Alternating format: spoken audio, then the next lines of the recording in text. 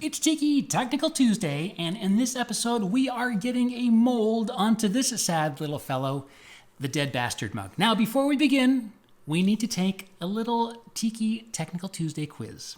The big question is, have you subscribed? If yes, fantastic, you get an A+. If no, what the heck? Please press pause and just click the subscribe button. Go ahead, do it now. We'll wait for you. Okay. Now that we've taken care of that, we can get back to this fellow. Now, it is currently Wednesday. That means I've got just under 2 weeks before this episode comes out to get a plaster mold onto this, and then to make a silicone mold of that plaster mold so I can cast production molds. How far will we get in this adventure? I don't know. In theory, we should be able to get all of that mold work done, but I'm not going to make any promises. Let's just see how the week unfolds. So mold making begins with carefully measuring the model. In this case, it's the Dead Bastard mug sculpture. And I want to visualize how large the mold needs to be. And then I'm even going to plan this special thing I call the mold chair. Once I've got the outside dimensions for the mold figured out, I head to the table saw and cut these pieces of wood out of 3/4 inch plywood. I'm using 3/4 inch plywood because I want it to be kind of beefy for this part of the mold making adventure. To hold this chair together, we are going to make use of this. The Craig jig. This is a pocket hole system that drills perfectly aligned pocket holes. These little holes are easily drilled in using the jig. As you can see, it kind of clamps it in. Then I drill these perfectly angled holes, and these holes will cradle a little screw in here that will hold it together at nice right angles, and it will keep the screw out of the way throughout the mold making process so it doesn't interfere with clamping or anything like that. Here it is, the mold chair. This sturdy little piece of mold-making furniture will support the sculpture while we make the mold of it, and it will give me a mostly square guide for setting up sidewall dimensions, and even the top of the mold dimension. It works in many different angles. I love this thing. Okay, it's time for a critical step. I'm going to use this Sharpie and mark the parting lines for the different pieces of this mold.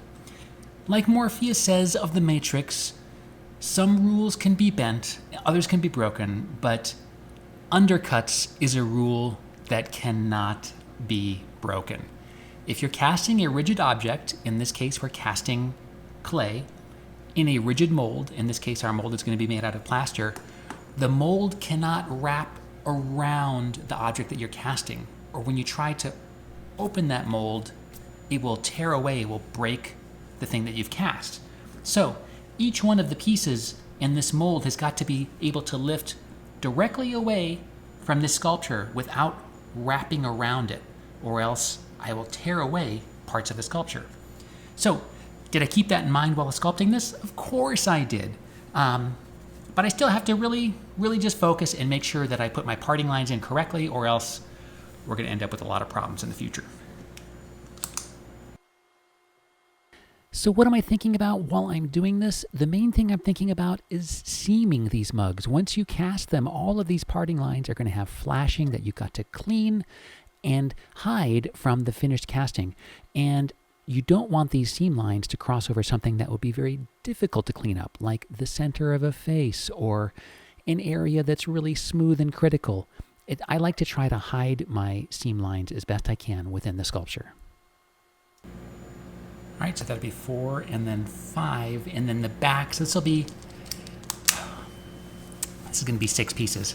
Now, how many pieces do you need to make for your mold? Well, you need to make as many pieces as it will take to make sure there are no undercuts. And it's a dilemma. More pieces can sometimes mean that it'll be easier to open your mold, but you'll have more seam lines to clean up. It's a balancing act, and each sculpture requires different setups. I'm still learning. Okay, so I'm looking more at this thing, and I think that I don't need to do the face as a whole separate mold piece. I would love to be able to extend these two side parts so that I can alleviate that entire piece altogether. So it would open up like this. Then we'd have a piece here and a piece here. I think I can pull it off. Why do I want to do that? I don't like putting a seam line over the tongue. This way I would just need to put a seam here. I don't care about the seam. This is going to be open. Then I can track it across there.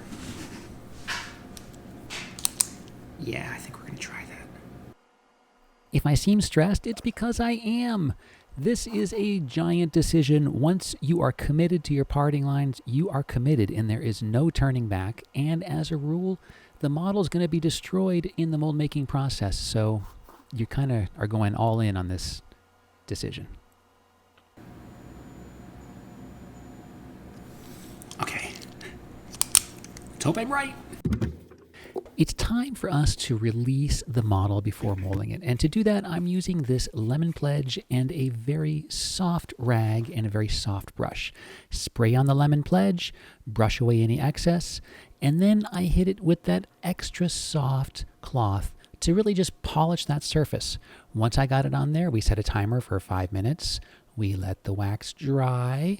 And we go back and we do it again. And we do this a total of 4 times for 4 good coats of release. Okay, we got the model mounted and ready for molding. How do we know it's ready? Well, I definitely got all my coats on there and the model has a sheen to it. It looks shiny now and it feels slick. It feels very slippery. And it's that slipperiness that I'm counting on to keep the plaster from sticking to the clay. Now, we are ready to start pouring plaster. Well, no, let me back up. We're ready to start laying up some walls and then pouring plaster, but I'm not going to start that today. It's almost 3 in the afternoon, and I would like to just dive in fresh and early tomorrow morning on this, and hopefully we can get the majority of the sides poured in one day. At least that's a goal. Fingers are crossed. See you tomorrow morning.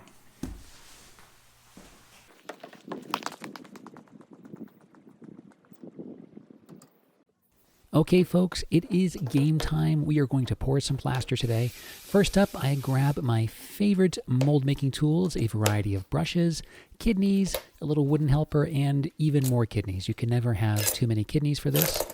In addition, we are going to be using some clay. I'm using the cheapest clay that I can find. It is the Georgie's Wonder White Low Fire Clay because this is just for holding the plaster in. We're just making clay walls. It really doesn't have to get fired. Last up, we have cottle boards. These boards are handy clamping surfaces that will make nice, square, rigid walls to hold the plaster in, and you hold them together with C-clamps like so. As a rule, if it is made out of wood, plaster is going to stick to it. So we are using mold soap on all wooden surfaces. Mold soap is, this time I'm using a Georgie's mold soap. I've heard people use other brands. I don't know. This is the one that works for me. And I should note that off camera, I also had put mold soap onto the mold making chair, that little wooden chair that's holding up the sculpture. You want to do at least 3 coats of this stuff. You brush it on and then just wipe it off with a rag, and then you apply another coat, wipe it off, blah, blah, blah. That's how it goes. Okay, I think we're ready to get started with building up the clay walls and actually making this mold. I always have a lot of anxiety about mold making. There's so much that can go wrong, and all that effort that you put into the sculpture could be ruined if you make a bad mold. So I put a lot of prep time into making molds, and the funny thing is like I said, I got a lot of anxiety. Usually once I get started, they go fine, and I kind of get into it and I enjoy making the mold walls. But up until that point, lots of stress. Last night before going to bed, all I could think about was making this mold. Yeah. So anyways, I guess I should stop procrastinating and actually start doing it.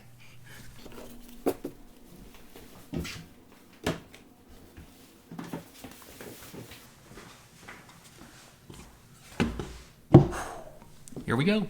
I'm going to start with this side first. I have picked this side because it is the largest front-facing side of the piece. It's the biggest piece with a lot of detail on it, so I want to make sure that I capture that first. I like to capture the detailed bits first because There's less chance of me bumping them or nicking them throughout the mold making process. So yeah, I'm going to try to preserve this side of the face. Then we're going to move on to this side of the face. And then we're going to do the okole, if you will. And then we will probably do the top plug last. I don't know. We'll see. We'll figure this out when we get to that part. So the very first thing I do is I'm going to sculpt the bottom and the top mold pieces out of this clay. Why am I doing that? Well, that's how you figure out the shape of your mold walls, is you kind of have to figure out the shape of your mold pieces. So this thing that I'm putting in right here, this is going to be the top piece of the mold. And you can see I'm using the mold chair to help me figure out where the edges of this mold piece will be. It's very handy. It's very handy. I really do wish it went as fast as it's going in this video, but it doesn't. And here we go. Top is done. Moving on to the bottom section. So this will be the bottom piece of the mold. Now, I am really packing this clay in here because plaster is heavy and it will find its way into any nook and cranny it can. So you want to pack this clay in well, or else the plaster will find a way to ruin your day. The most critical bit of this is the mold edge, the spot where it intersects with your sculpted, model here. So I want to get that as clean and pristine as possible, and that's where I spend most of my time when laying up these clay walls. Now that I've got the seam line nice and tight, it's time for the coddle boards to make an appearance. I actually clamp these to the mold chair to hold everything together as one nice unit. And I'm going to lay up the final strip of clay for the final clay wall here before we start to pour plaster. All right, I have quadruple checked all of my seams to make sure that it is plaster tight and I won't have any leaks. And it is go time, putting the plaster in, tapping the thing, and then watching it like a hawk for leaks. Okay, that is one side of 5 poured, and so far it looks okay. I don't see any major leaks. I keep checking, things look okay. Okay, breathing, staying calm. We're gonna let this set up and come back after lunch and pour part 2, which will be this big piece right here. And we'll just keep on going and going. I think today maybe we'll just get the 2, but we'll try for 3 pieces. We'll see. Anyway, it's lunchtime. Peanut butter, jelly, and banana. I do feel kind of compelled to sit here and watch it until it at least firms up, just because I'm terrified that the second I look away, this clay wall will break off and there'll be like a plaster disaster, which is an interesting hashtag to search for on Instagram, hashtag plaster disaster. But I feel you will jinx yourself unless you have had and posted a plaster disaster before you search for a plaster disaster. Just a fair warning. All right, I'm back from lunch, and it is time to remove the coddle boards and to remove the clay wall. I am leaving those bottom 2 pieces of clay because they basically are acting the part as placeholders for those 2 mold sections. So they are going to act as clay walls. This goes faster the more you move along because you have to build fewer and fewer clay walls. I do some careful cleanup, and then it is mold soap time. If there's one thing plaster likes to stick to more than wood, it is plaster. It will stick to itself like cement. So I am applying 3 coats of mold soap to this freshly poured piece of mold. Once everything has been released, it's time for the coddle boards to come back into position. I clamp everything to make sure that the plaster doesn't force those mold walls open. And then I carefully roll out these little snakes of clay and seal all of the edges. Like I said, plaster is heavy stuff and it will force its way into any little nook and cranny you can find. Final step is the addition of these pry points, handy little things that I will explain more about later. Full disclosure, this plaster is a little thicker than I would have liked. It's not that I mixed it wrong, it's just that I mixed it a bit too long and it is beginning to go through its setting process. So in future, I don't like to have it looking this thick when I am pouring it. All right, so part 2 is looking really good. I poured it up a little bit. As you can see, it's a little higher than part 1. That's because I'm going to be sanding it back so that it's at the same level as the first part. It goes faster the more pieces that you make because you don't have to build up clay walls anymore. Like we only had to build up a little bit of walls because this acted as a clay wall. Part 1 acts as a wall. So now we have 2 pieces of the mold acting as clay walls, which means Whew, it is currently 3 o'clock. I think we might have time to pour one more. We'll see. Whew, okay, while that plaster is setting, I get asked all the time, what books do I recommend? So I have a little bookshelf right here in the studio, and my go-to is this one, the the Essential Guide to Mold Making and Slip Casting by Mr. Andrew Martin. It is fantastic, and that is where I get all of my plaster mixing ratios from. The other artist and book I must talk about is Mitchell Spain. He's on Instagram at Mitchell Spain. He is the plaster sensei. I learned everything I know about mixing plaster from him. Well, no, that's not true. I learned everything I use now about mixing plaster from him. And he also wrote a fantastic book on the process. I don't have it here in this one. It's at my home desk library. But I will put a link to both of these books in the comments, in the description of this video. So check it out when you get the chance. Back to the mold.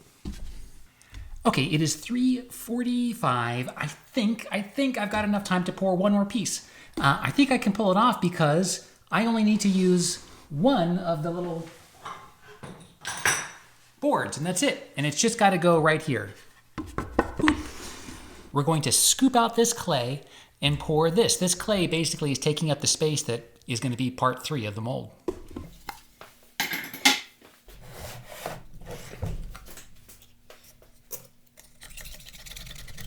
This is why we coated all of the wood with mold soap. You want to be super careful pulling this clay out to not damage the sculpture that's hiding inside. And after all the clay is out and we get everything clean, you want to be sure to coat everything with, yep, you guessed it, more mold soap. We've got freshly poured plaster here, so that's going to need 3 coats of mold soap on it before we add any more plaster to the mix.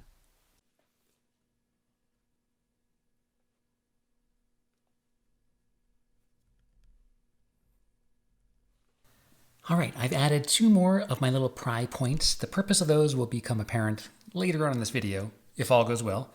Got the one board, just need 1 board, and I think I'm ready for plaster. I have released both sides really well. I have filled in the little cracks so the plaster won't seep out. Let's do it.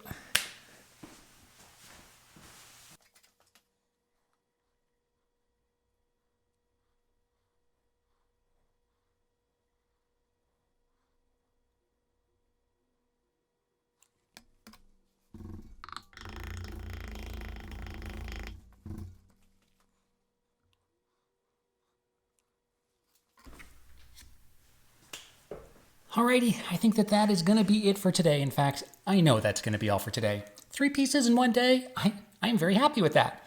So on Monday, we are going to flip this to the other side, scoop out that clay, pour piece number 4, and then we take the whole chair away and pour the final piece, piece number 5, which is the bottom section of the mug. See you on Monday. I gotta clean out the plaster buckets. Saturday morning, I just couldn't let this sit over the weekend. So I'm here, I'm sleepy, still waking up, but we're gonna do some more work on this and try to get another piece poured today. Woo! You're gonna get a little bit of deja vu because we are doing the same thing that we did on the other pieces. Mold making is just repetition. You do the same thing every time you pour a new piece. That involves cleaning up the last piece and then making room for the new spot to pour the plaster.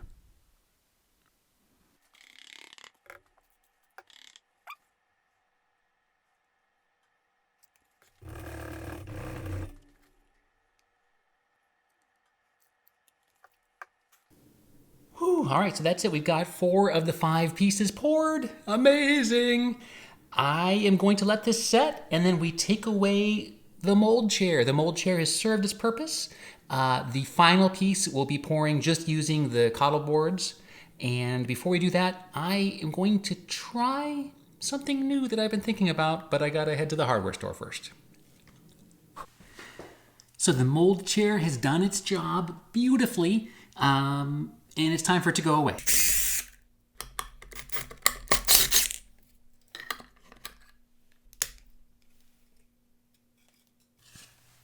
Not bad.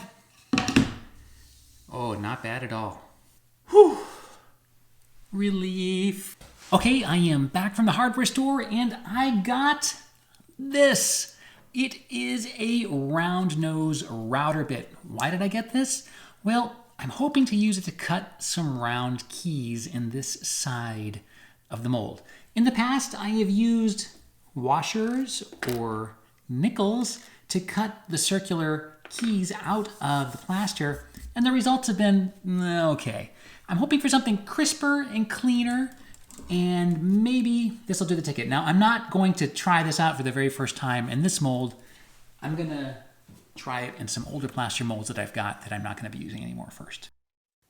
I threw the router bit into my hand drill and did a bunch of test cuts, and I found that a fast cut just got super wobbly. But if I put the drill going almost as absolutely slowly as it could cut, it did a great job. Oh, and by the hand, not a good way to go. Don't do it by hand.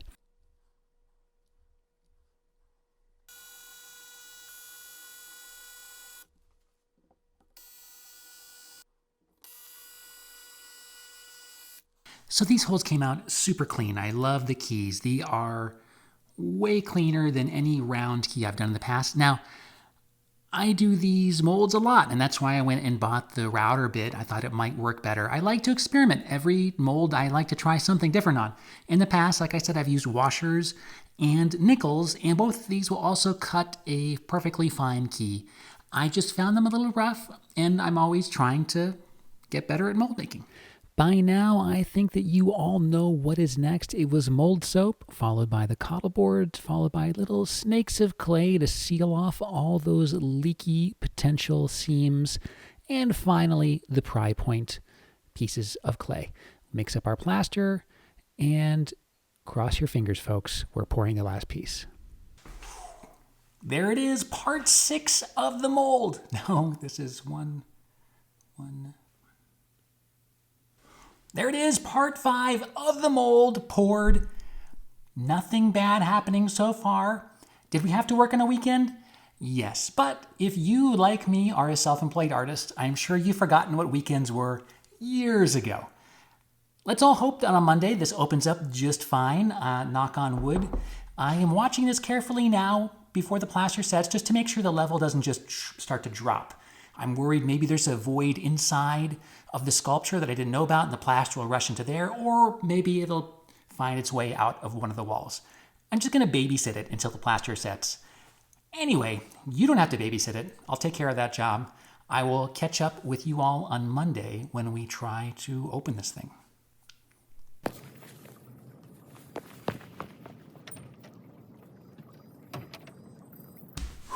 Alrighty, it is Monday and the studio is a disaster. Do I want to pop this open? Of course I do, but it is very, very cold right now. It sat over the weekend, and the monster clay that we've made this sculpture out of, the colder it is, the more firm it gets. And so I am worried about trying to pop this open with the clay inside being very hard. Detailed areas might break. So what I'm going to do is clean this up just a tad, and then I'm going to put it in the kiln room next to a running kiln and get it hot. So I'm going to let it warm up throughout the day, and then at the end of the day, we'll try to pop it open. In the meantime, I will be cleaning the studio, which is an absolute disaster, and probably glazing some volcanic vapor mugs. So we will reconnect this afternoon.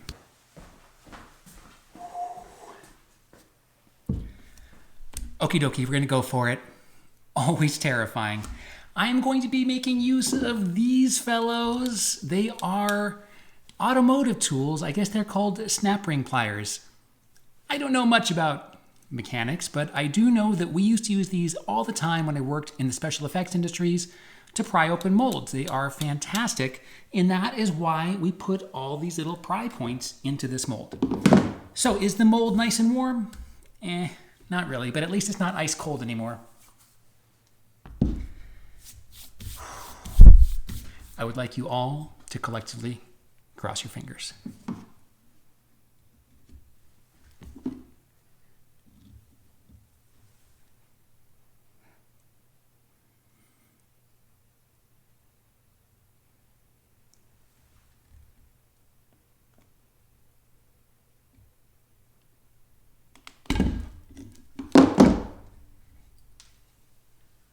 Oh, that's pretty good.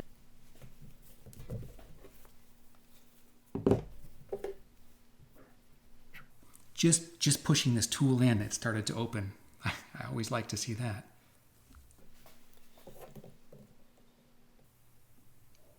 Oh. Yes.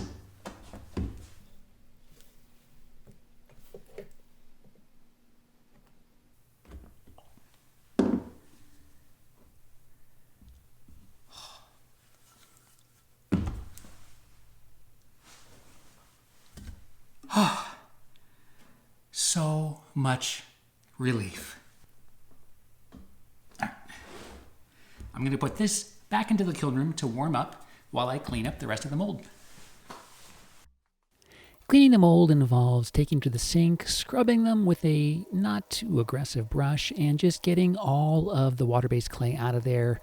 I want to wash off all the excessive mold soap, just any bits of grime, release, junk, what have you. You want a nice clean mold, and I will clean up a lot of these edges using this, I guess it's a drywall sandpaper. It's really handy stuff.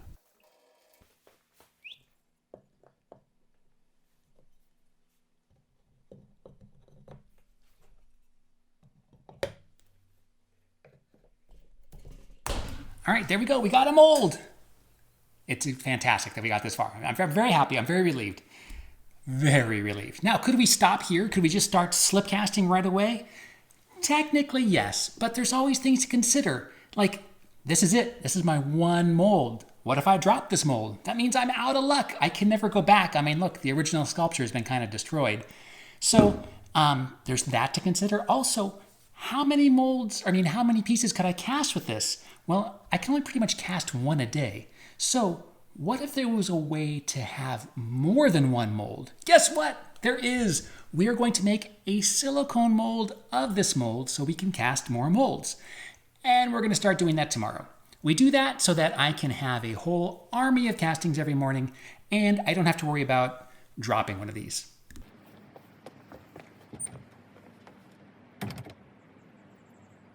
It's time to make some silicone molds, folks. And since silicone is a flippy, floppy, soft substance, it needs something to hold its shape. So today we are going to make mold boxes. And we begin this by carefully measuring each one of our plaster pieces to decide how large of a silicone mold each one of these will be needing.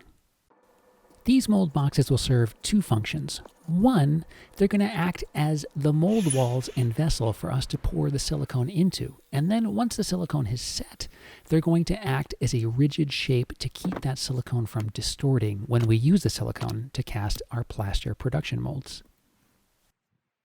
We're building these mold boxes out of Baltic birch plywood. It is a fancy pants, half-inch thick plywood that is very stable and won't warp. And guess what we're going to stick them together with? That's right, you guessed it. It's that Craig pocket jig thing. I love this. It is great for building mold boxes because the screws stay out of the way and it keeps things nice and square. And best of all, it's easy to take the screws in and out when you're casting these mold boxes. This was a long day, and I'm going to spare you the details through the magic of time-lapse and editing. Let's just say that building 6 mold boxes with 4 sides equals a long day. The last step of the day was sealing all of these boards with I used a Krylon crystal clear acrylic spray. Again, I don't want to get moisture into these things. I just want them nice and sealed and ready for silicone.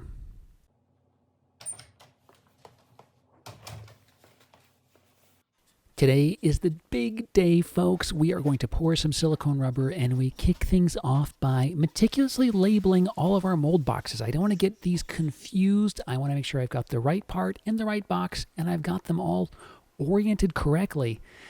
Here they are. Aren't they pretty? Alrighty, we've got this ocean of mold boxes, and you might think that we're ready to pour silicone, but we're not. We have got to return to our old friend, mold soap. And I want to coat the inside surface of all of these boxes with mold soap.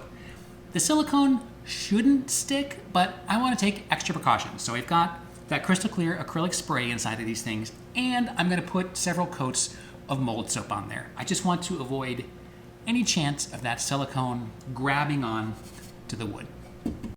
Again, time lapse to the rescue. You do not have to watch me in actual speed putting coat after coat of mold soap onto these boxes. But just when you think our mold soap nightmare is over. Okay, we've got 3 coats on all of the mold boxes. Are we ready to go?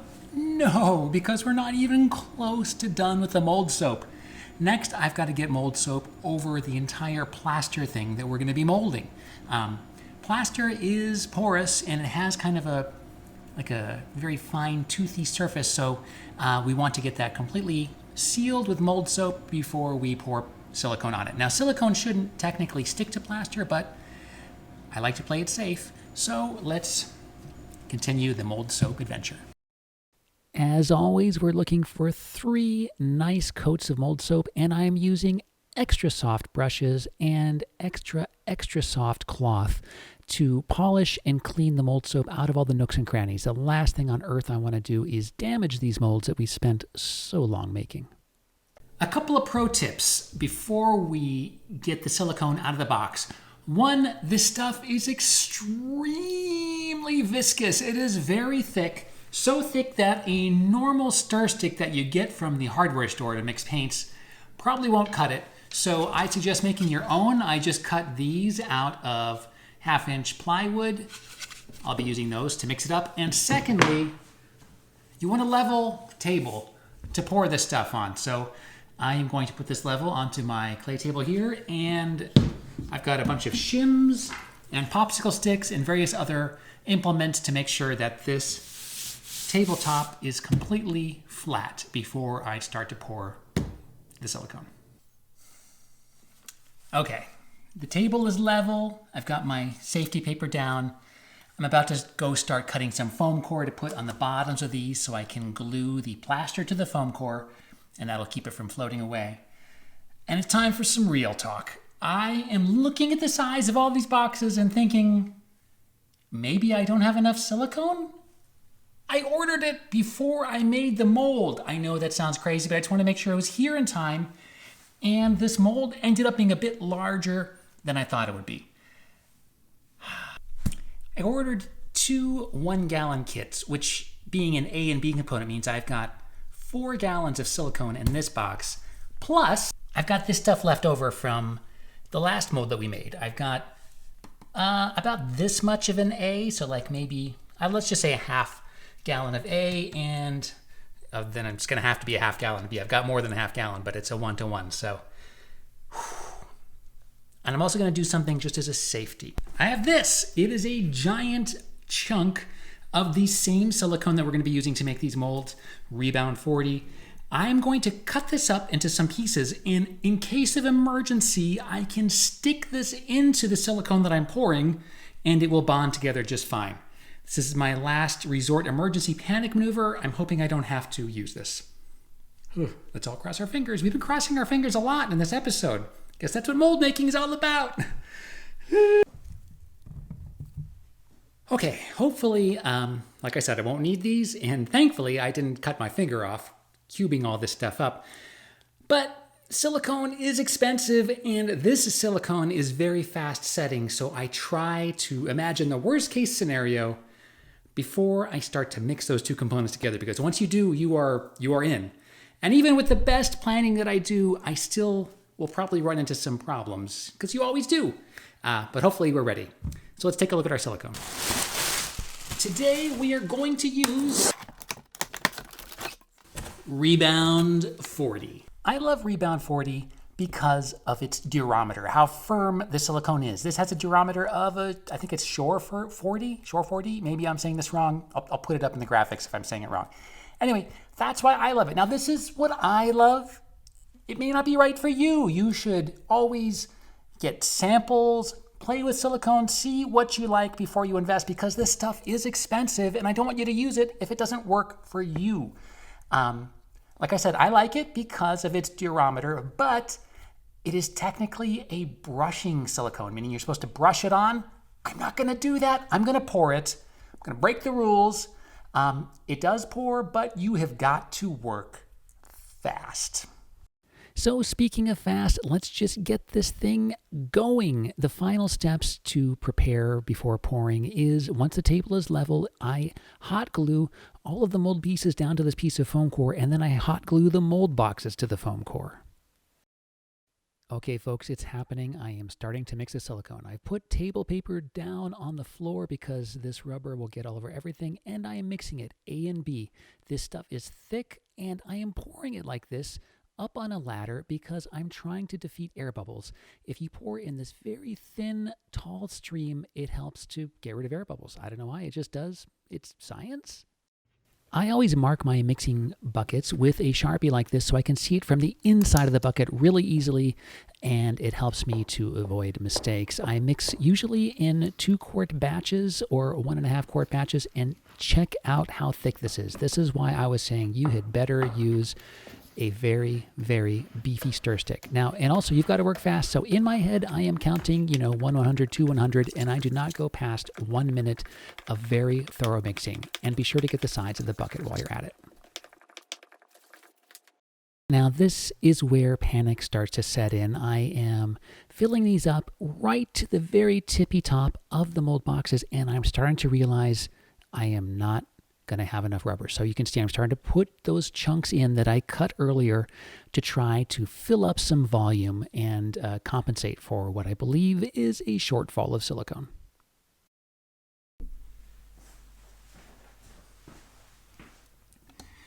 Okay, here's where we're at. I have got just 1 gallon left of the 2-gallon kits that I had. So, it's not looking good, folks. You ever get that sick feeling in your stomach?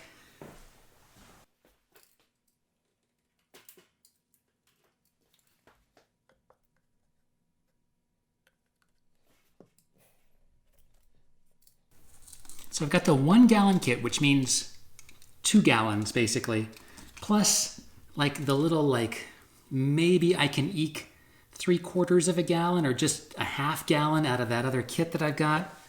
Oh. My plan is to just get this one filled and assess from there. If I've got to wait to pour this last piece, I will. I really hope I don't have to do that, but if I have to do it, I have to do it. I wonder if there are people out there who don't get stressed making molds. Always stressful. A couple of quick notes. Silicone makes a really weird noise when you pour it like this, and it is incredibly heavy.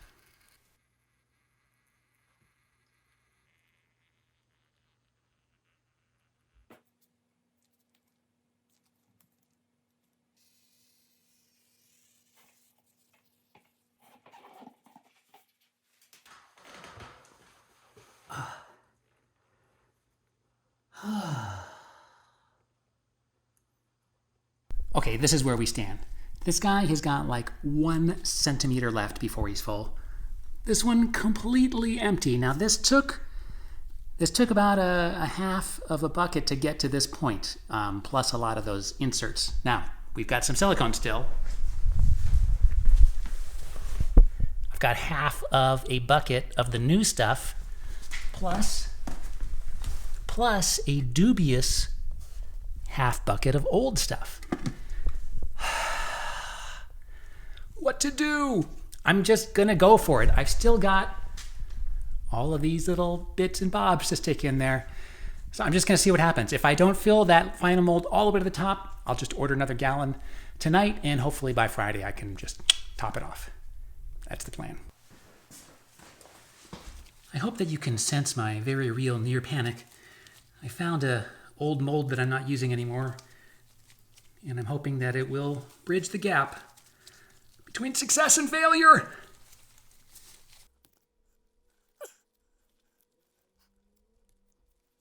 It is always stressful, but it's not always this stressful.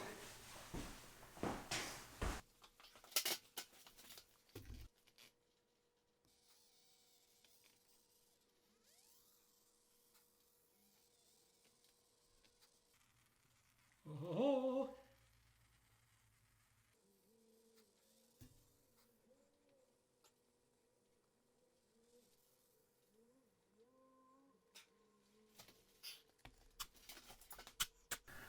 Oh my God, we did it. I cannot believe it. Oh,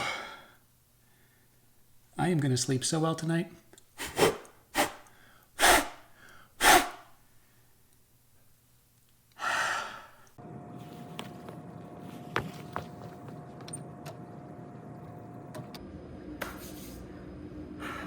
It is Thursday, and look at this. The silicone is cured. They look fantastic so far. Now there are a couple of bits where we stuck in the old mold bits that are sticking up. They're a little proud right here.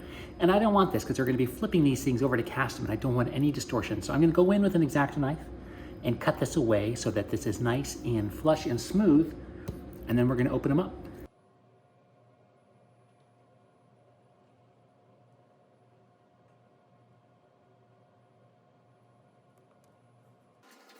This is the portion of the molding process where I get to relieve all of the stress that I incurred during the pouring of this silicone.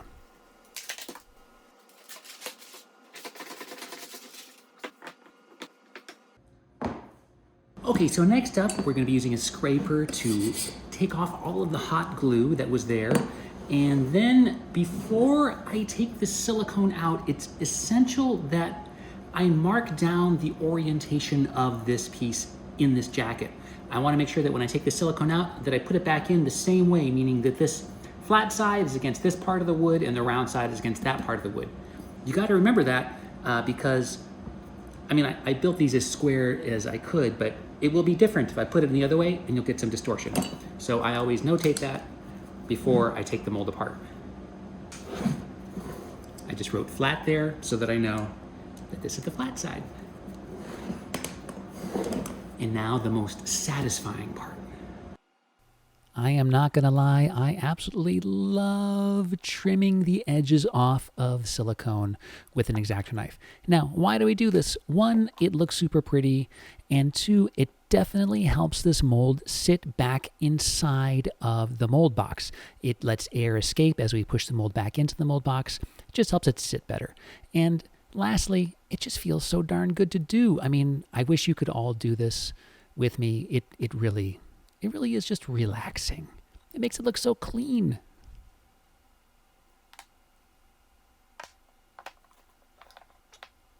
Ta-da!